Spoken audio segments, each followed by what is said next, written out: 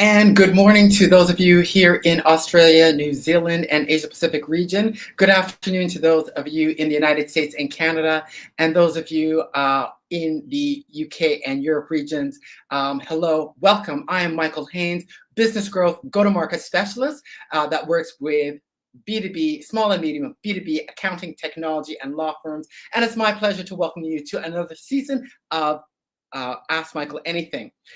Please do say hello in the comments and let me know where you're coming in from, and I will do my very best to answer your questions as we go through today. And so for those that you that don't know me, I am Michael Haynes, business growth go-to-market specialist. Ask Michael Anything is this live stream show being shown on both LinkedIn and as well streamed out to YouTube. And the purpose of this show is to provide the opportunities for CEOs and their teams within those accounting, technology, and law firms to get some insights, inspiration, and ideas to help them build and grow their professional service firms.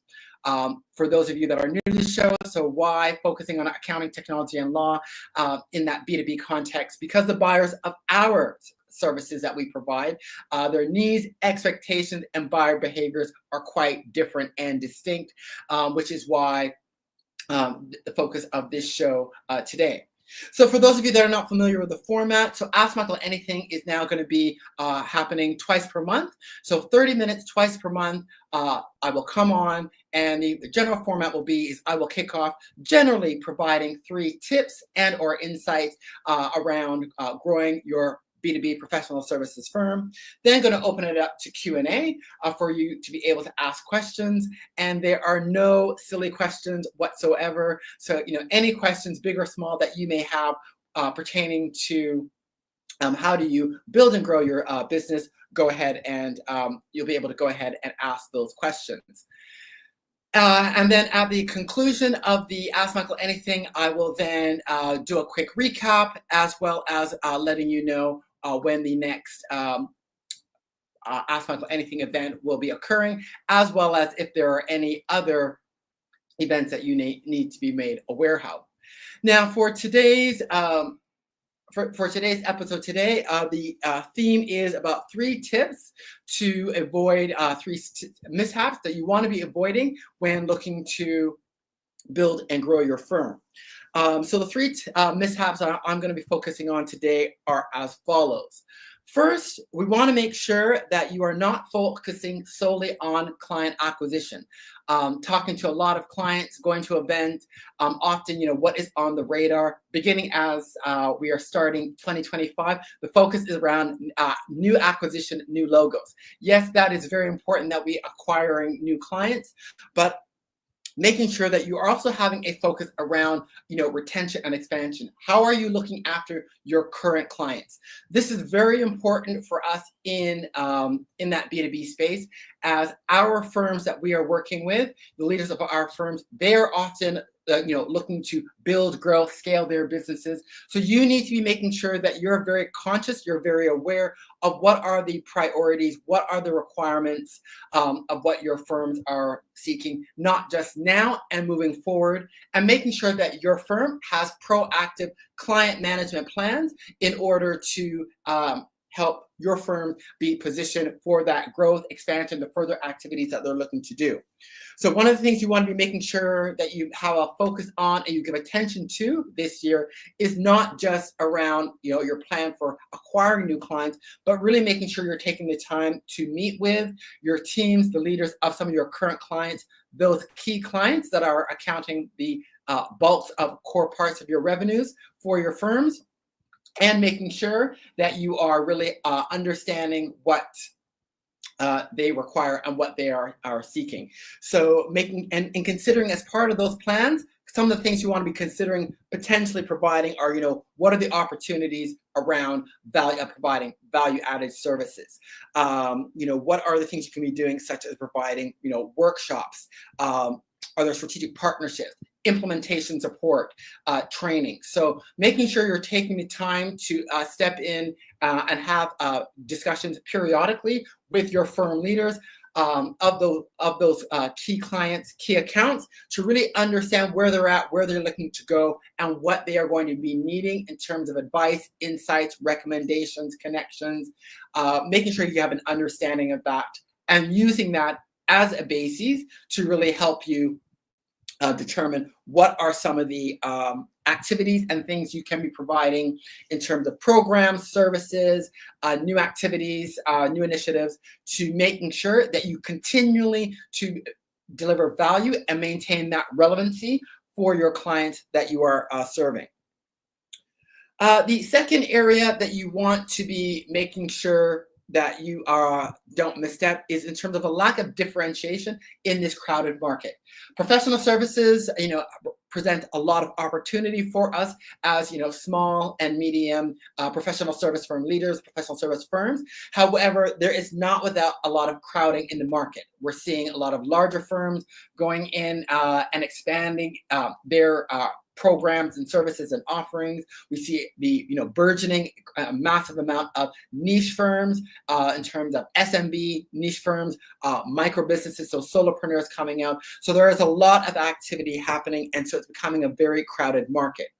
We must remember that at the end of the day, our audience, our buyers are looking for expertise. They're looking for depth of expertise. And so one of the ways that you can stand out in the market is in terms of undergoing specialization. And in terms of specialization of how your firm may want to specialize, there are 4 key ways in which you may want to consider in which you have your firm specialized. So specialization could be by the types of services you provide. It could be around some of the specific problems that your firm is addressing. It could be, are there specific roles or specific business functions that your firm is really catered to and really focusing in on? Are there specific industries and or specific geographic markets? So these are just by some of the dimensions that you may want to be looking to have your firm specialize in and really focusing in on and building that depth of expertise around. So to give an example of how this could work potentially, you might potentially be an IT firm, an IT strategy firm, and you might potentially, let's say, work within the HR space, specifically around HR technology, focusing in on, let's say, small and medium and mid-market organizations within specific geographic markets. So that's just an example how an example of how you may even want to combine those categories of specialization. Focusing on a specific function, HR, doing IT strategy, and looking within specific geographies, and or you could even do that for specific industries as well. So taking a look, give some consideration again by understanding, the clients you're currently serving, seeking to serve, what are their priorities, what are their key priorities, what are their key challenges, and really trying to identify where there could be some potential opportunities for your firm to be really zeroing in terms and standing out through differentiating through one or more of those 4 categories that I mentioned around services, around potentially types of problems solved, the roles, industry, and location. You may want to look at one or more of those as a means of becoming specialists. Because again, our buyers of professional services, be it accounting services, advisory, technology, legal, our clients are looking for that depth of expertise to address their key priorities, key objectives. That specialization and that depth of knowledge, if you can be really zoning that in, is really going to enable you to become the expert, become known as the go-to, which will enable you to then service the clients that you seek and even larger ones as well. And our buyers, looking for that depth of expertise, clients will pay a premium for that specialization when they have that confidence that they're going to be able to achieve the objectives that they're looking for. So second to watch for is that lack of differentiation. The third mishap that you want to be conscious of, and as you're moving forward in 2025, one of the things you may want to be working on within your firms is, looking for opportunities to be developing recurring revenue streams, having a recurring revenue model. So, look within your firms, being it, accounting, tech, law. Look, are there opportunities for which you can be providing retainer services, subscription services, ongoing services that you could be providing for your clients? This could be the likes of, it could be, cybersecurity, it could be cloud management, it could be implementation support, it could be with regard to the different kinds of service and support levels that you're providing. It could be around education, it could be around training, it could be around regular strategy review. These are just some things that could be potential. It could be around creating some kind of community, okay? Whether it's a larger micro community or something smaller along the lines of a mastermind concept, where you were members of your network, clients, prospects, contacts are continually coming together. So you want to be looking for where there are opportunities to be creating that recurring revenue model that will have a number of benefits for your firm in terms of having, retaining that client, having that constant revenue stream. But the key to developing recurring revenue is, folks, that we must understand for recurring revenue, where are those elements with which our buyers are seeking recurring value. So before you can start designing what are your potential recurring revenue sources, what's that recurring revenue model, you need to have an in-depth understanding of your decision makers, both within your clients and your prospects. What are their current needs, priorities, future needs and priorities? What are some of those key industry trends? What are their priorities? What's missing? What are they in need of? It is by identifying those gaps and those requirements that you will then be able to determine what are the opportunities and what are some of the potential options with respect to developing a recurring revenue model, which might be along the lines of, training, support. It could be around education, around implementation. It can be around things like cybersecurity. It could be around some of the service levels pertaining to your service and support, education, opportunities for community connection.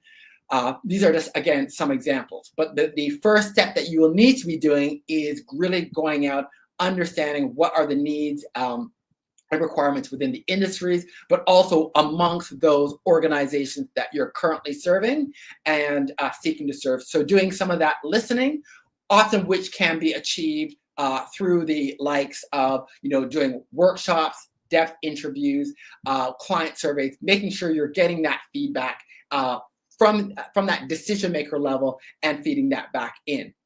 And later this quarter, I am going to be putting up some content with regarding to how do you gain that listening, that depth of understanding across your industries, across your clients and prospects, which will help you determine what are some of the actions that you undertake.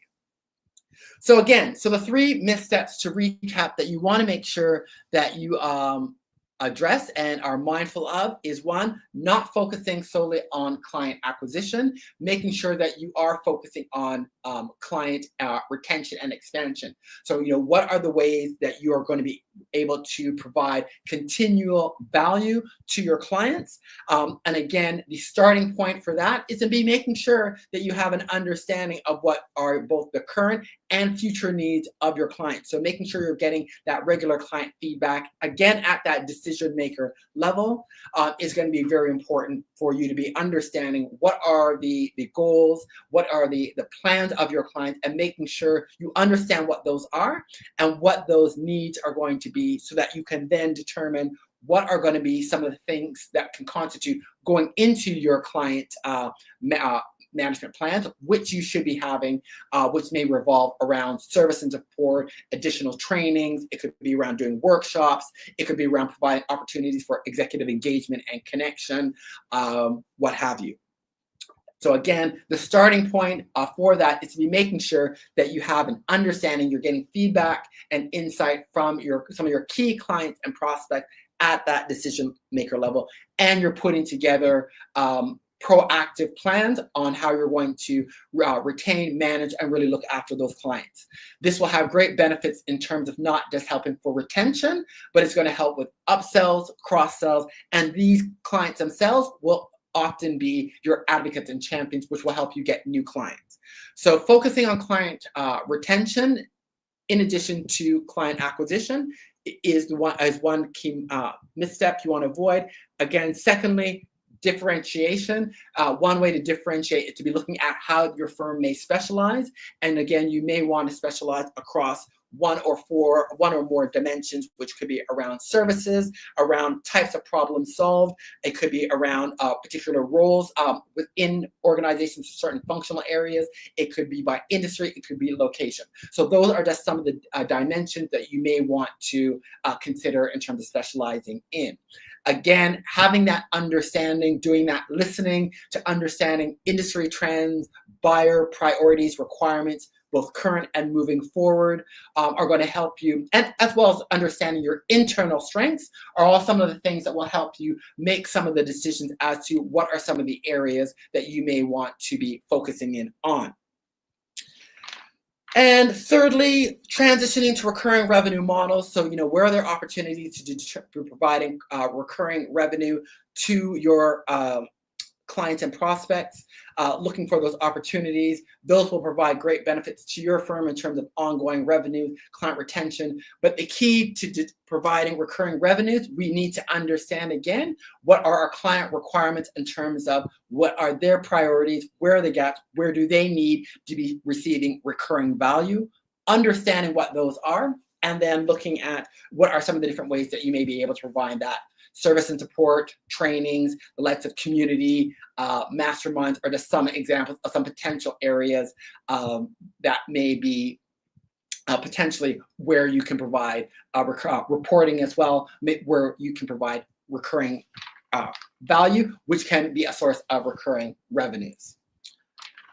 Okay, now I'm going to open up now if there are any questions. Now just bear with me here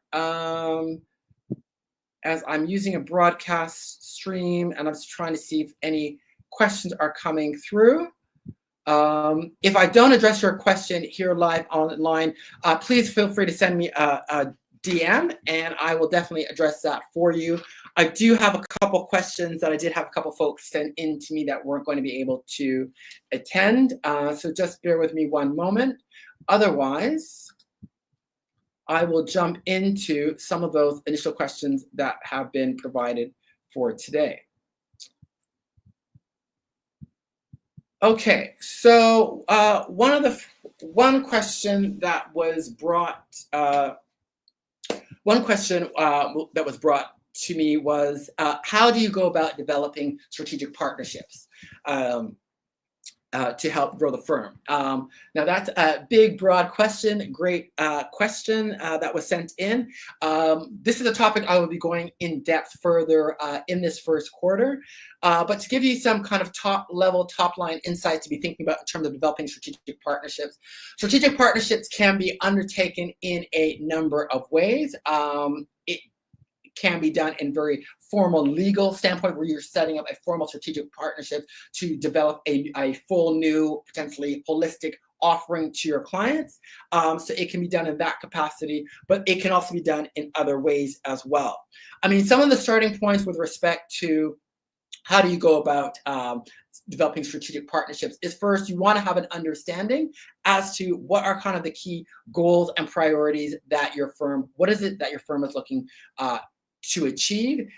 Is this around client acquisition? Are you looking to go into new markets? Is this around trying to provide a broader suite of offerings? So really is about trying to better educate, deliver additional value. So you want to have an understanding as to what are your goals of your own firm in terms of the priorities, the imperatives that you have. Secondly, you want to be making sure that you have understanding of what, be very clear on your target audience, the target buyers that you're seeking to that you're serving, that you're targeting in on?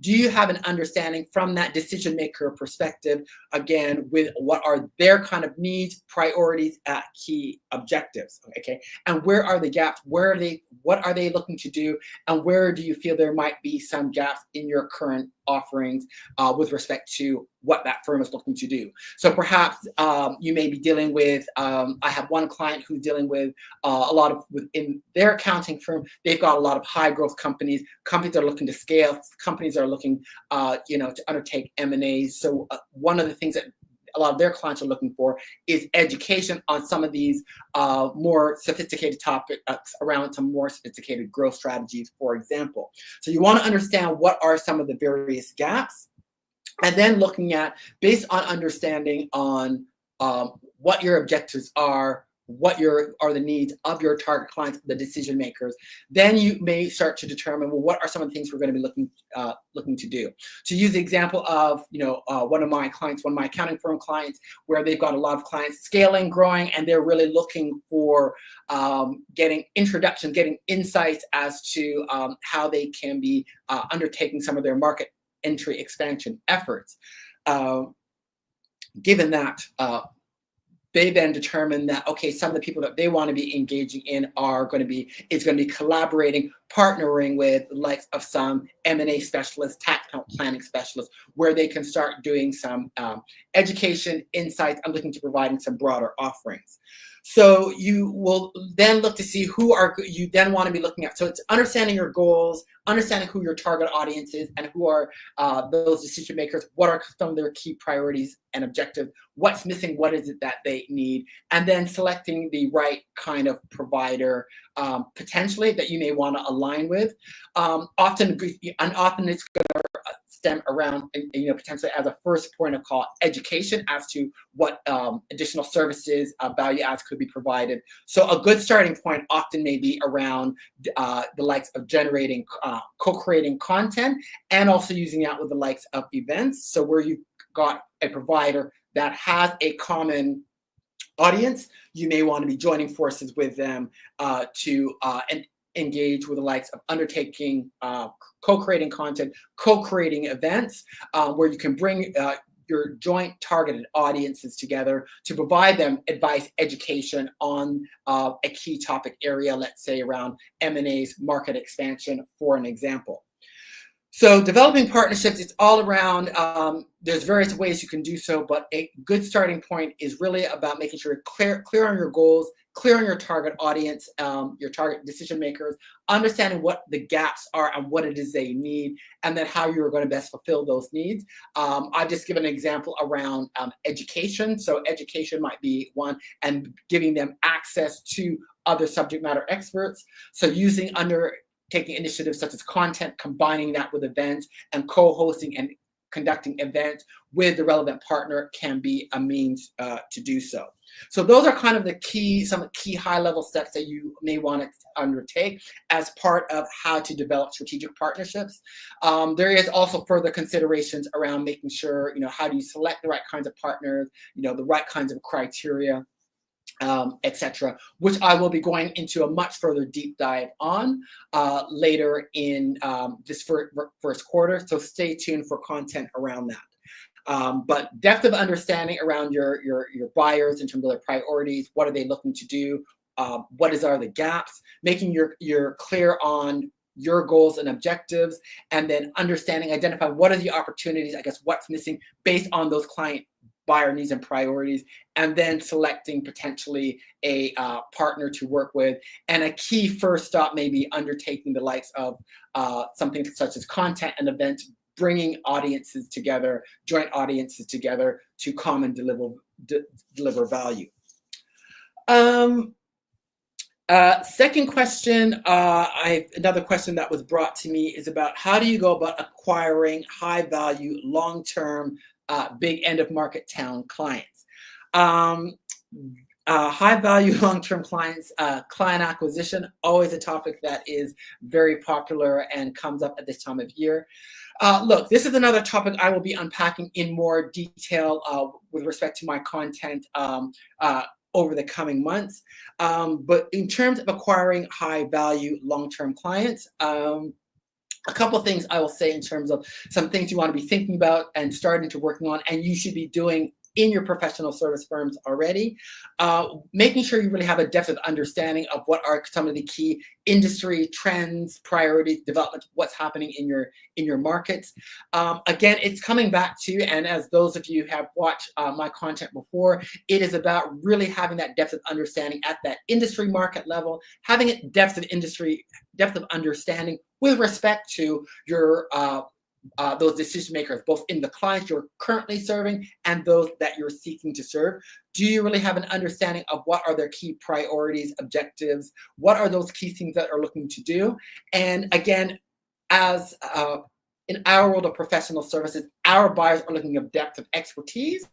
And so, what are the opportunities? What are some of those key questions, key priorities that your clients and prospects are going to be looking on in terms of advice, insights, and recommendations? And so you want to be looking at creating and providing opportunities to provide advice, insights, and recommendations where your clients and prospects, where are those trusted sources, where they're going for information, and positioning yourselves there. So really, it's about having a depth of understanding of, with whom are they going to be it industry peers, experts, groups, key events, who are they going to, talking to, reading, attending as a trusted go-to to gain some of the insights on how they're going to address. So really understanding the kind of the who and where which your clients are going, and proactively positioning yourselves, providing content, aligning, working with those trusted sources. That is the key how you're going to be able to become visible, recognized within the market, how you will become the go-to. And when you can do so in a very specialized manner, showing depth of expertise with respect to that particular business function, that particular industry, that particular problem and or objective, that's really at a high level how you're going to do so. There's a go-to-market framework for which you can undertake to utilize to do so. So it is really around immersing in, living in the market, really having that depth of understanding around your industries, around your buyers. Who are they? What are their priorities? How they buy, and immersing within the market at a high level. A very quick summary. That is how you do so. But again, this is a topic I'll be unpacking moving forward. Okay, so again, to quickly recap, 3 missteps that you make sure that you do not want to avoid is sole focus on client acquisition. So making sure that you're not just looking to bring in new clients, but you have proactive plans on how you're going to manage, nurture, and support your current clients. Making sure you're understanding their needs, development, their progression, so you can understand how they're changing and you can maintain relevancy. So again, having those regular feedback discussions with your clients, and then looking at what are the opportunities to provide the necessary value adds at that decision maker level is quite important. Considering specialization, what are some ways we can specialize to differentiate, stand out, to become the go-tos, and thinking across those 4 dimensions around services, types of problems solved, could be by business function, industry, location, and how you can build your expertise. And again, building that expertise where and with whom your decision makers are going for that trusted advice, insights, and recommendations. And looking at potential for recurring revenue models. But the key to being able to determine opportunities to provide recurring revenue models is what are the opportunities, where there are opportunities to provide recurring value. So I hope you found those insights useful. Again, Ask Michael Anything. This is now going to be offered twice a month. The next Ask Michael Anything is going to be on Wednesday, the 12th of February at 4 p.m. Eastern for those of you in US and Canada. Thursday, February 13th at 8 a.m. Australian Eastern Daylight Time for those here in the South Pacific. Thank you very much for those of that you have attended. If I haven't managed to answer your questions, because sometimes I can't always see all the questions coming through, please send me a direct message on LinkedIn. If you haven't connected with me on LinkedIn, please do so and sign up for my newsletter as well. And I look forward to seeing you next time, February 12th and 13th for Ask Michael Anything. Wishing you all a great rest of your day, and bye for now.